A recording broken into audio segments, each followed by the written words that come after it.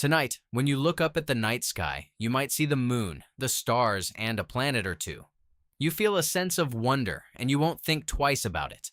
But right beneath your feet, covering 71% of our planet, lies a world far more alien and mysterious than anything we found in space. When you dive deep into the ocean, the world goes dark. You couldn't even see your own hand in front of your face. But modern humans almost never think about this. For decades, we have poured billions of dollars and our brightest minds into exploring the cosmos. We have mapped 100% of the surface of the Moon and Mars to a high resolution. We know exactly what the terrain looks like millions of miles away.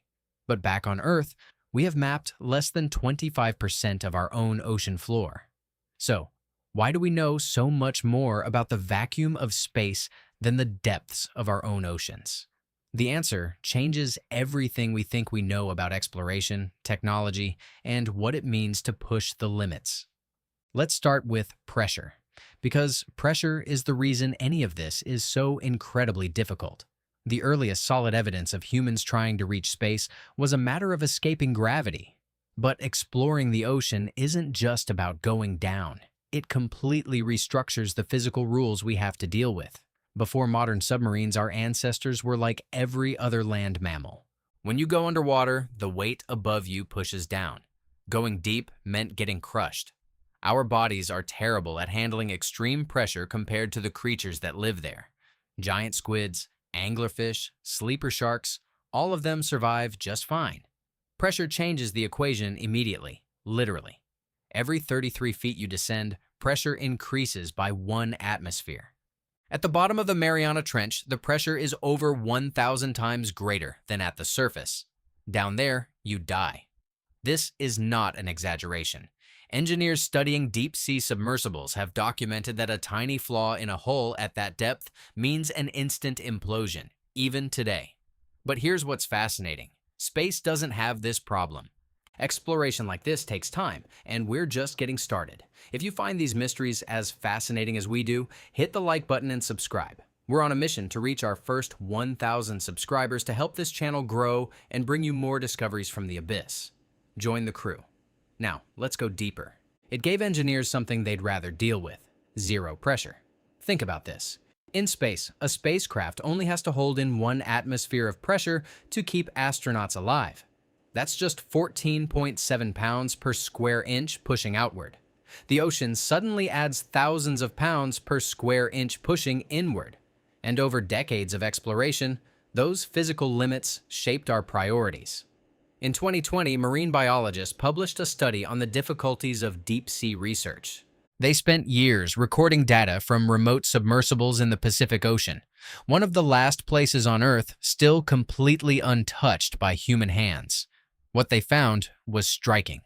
During space missions, about 80% of the engineering focus is on life support and navigation. How do we breathe? How do we steer? Logistics, orbital mechanics, economic negotiations. Space talk was complex, but predictable. But at the bottom of the ocean, the entire character of engineering changed. 81% of the focus was just on surviving the crushing weight of the water, dealing with total darkness, and fighting corrosive salt water that eats through metal. Researchers argued that deep-sea engineering is where true material science is tested. The ocean was the original frontier, the original unknown, the original abyss. It's where humans learn to build machines that can withstand forces that don't exist anywhere else on Earth. It's where we tested our limits. But the ocean wasn't just about surviving pressure. There was something else happening. Something scientists only realized recently. You were not designed to see the way deep-sea creatures see right now. In 1977, geologist Robert Ballard published a discovery that changed marine biology. He had spent years digging through sonar records, and he found something nobody expected: hydrothermal vents spewing toxic chemicals at the bottom of the sea. All of the textbooks mention the same thing: life needs sunlight. Before this discovery, scientists did not believe life could exist in one continuous block of darkness.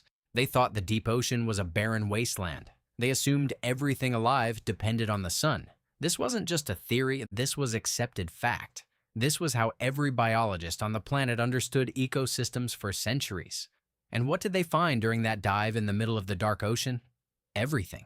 Giant tube worms, blind crabs, and glowing bacteria. They interpreted this ecosystem while they were still in shock. They took samples. They simply sat in their submersible in the dark and thought. A biology manual from the 1980s had to be completely rewritten to include chemosynthesis, the process of making food from chemicals instead of light when the scientific world was shaken. Now, astronomers had been looking for extraterrestrial life for decades, but they kept looking for Earth-like conditions because they couldn't imagine that life ever existed differently than we do now. The assumption was so deep that scientists literally ignored extreme environments on our own planet to focus their modern telescopes on Mars. But then the ocean confirmed what biology had been hinting at all along. In 2012, filmmaker James Cameron ran an expedition. He took a custom-built submersible and removed all connection to the surface. For several hours, he experienced total isolation at the bottom of the Mariana Trench, just like our ancestors would have before technology extended our reach. Within minutes of reaching the bottom, he settled into a surreal landscape, freezing temperatures, absolute quiet, and total darkness. Nobody told him what he would find. Nobody suggested it. The ocean just presented it, as if some ancient world had been waiting down there the whole time, buried under miles of water. Scientists measured the biodiversity during these deep dives and found something remarkable. The ecosystems were in a state unlike any normal surface environment. Their environments were producing elevated levels of unique genetic material, the same kind of extreme biology we hope to find on Jupiter's moon Europa. They described it as alien, bizarre, almost extraterrestrial. It wasn't just a gap in our knowledge, it was its own distinct biosphere, one that most modern humans have never seen. So, why do we ignore it? The answer is simpler than you'd think: visibility. In the 1960s, NASA began launching rockets. The Apollo missions were broadcast live, and the whole world watched. Space was visible. The cosmos, which had been a place of mystery and wonder, slowly became familiar. Then came the Hubble telescope, then the James Webb telescope in the 2020s. Then we commercialized space travel, and within a generation, the universe as humans had imagined it for centuries was right on our screens. And here's the part nobody talks about. The word ocean comes from the Greek okeanos, the great river that encircled the world. It literally means a boundary. In ancient times, the ocean was the edge of the map, signaling where knowledge stopped and monsters began. Not because of depth, but because the ocean was supposed to be dark.